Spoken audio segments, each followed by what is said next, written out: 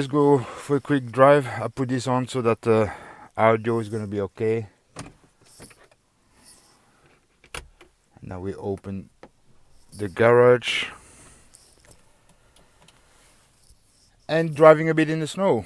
The thing is, this car has a 17 kilowatt hours battery. It's not so big, but an easy thing to calculate is take your WLTP and just put 30% off, and now you're always sure of your range. So now I close the garage and let's go.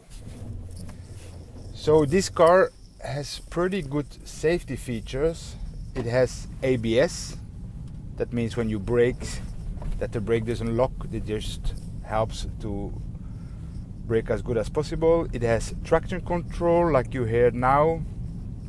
So if I'm in the snow and I've put on my foot on the throttle, it just calculate and feel how much traction the car needs to go forward, and then the car has ESP, and that means when the car feels that it's gonna go and slide, it helps to use the brakes separately to keep you on track. So if it would be a problem to drive electric cars in the snow wintertime in Norway, we wouldn't be the country that's selling most electric car in percentage with the population. So now there are 500,000 electric cars in Norway. We are in 2023. So the most important with every electric drive is, with every car, is the tires. If you have bad tires, you're not safe. These all-year tires are not so good to use at all. Maybe it can help a bit in the rain, but not so good. So in the summer tires are often long lines through the whole tire. That's for having as much as possible water going away. In the winter is different. The winter tires in central of Europe, they're called Continental. It's not the brand Continental tires, but it's the Continental winter tires for the continent, like in Germany and in Belgium. But here in Norway we use Nordic winter tires from the same brands, Continental and Hankook and Michelin, but they are much softer, and they work very good from 7 degrees Celsius and down. So that's the thing that you have to have good tires, otherwise you're not okay at all.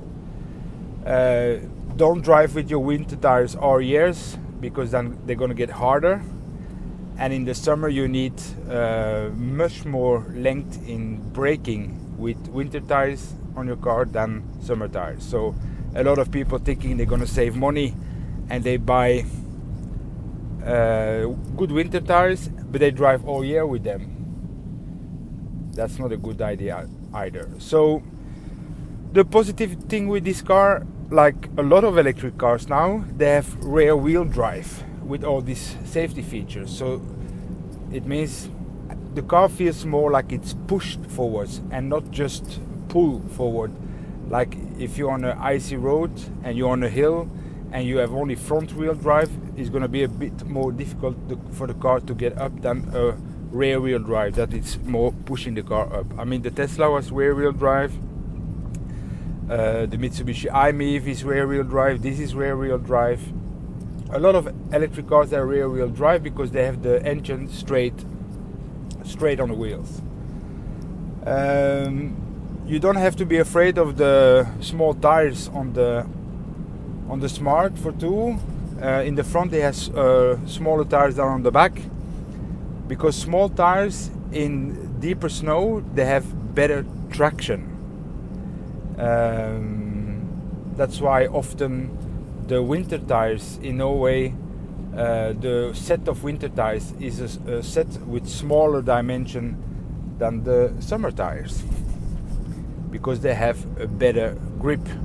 So don't think about tires like summer and winter, that is size, and it's completely different. So mostly on my cars I use Continental tires, winter contact, because I was always very pleased with them. This car is super safe to drive in the winter, has nothing to say. I wouldn't drive like 120 kilometers on a snowy road with this car, because if something happened, of course it's a small car, but to drive like until 80 kilometers per hour, it's no problem at all. And because the cabin is so small, it's heating up very fast. So this car is getting warm almost at the end of my street. I have another video how you can preheat this electric Smart fortwo. So what I do, I just put it in the garage in the evening. I plug it in every day. Doesn't matter. They say, yeah, don't charge it to 100%. That's just, don't think about it. You charge when you can, not when you have to. So I drive this car every day. So I come home, I plug it in. First thing I do.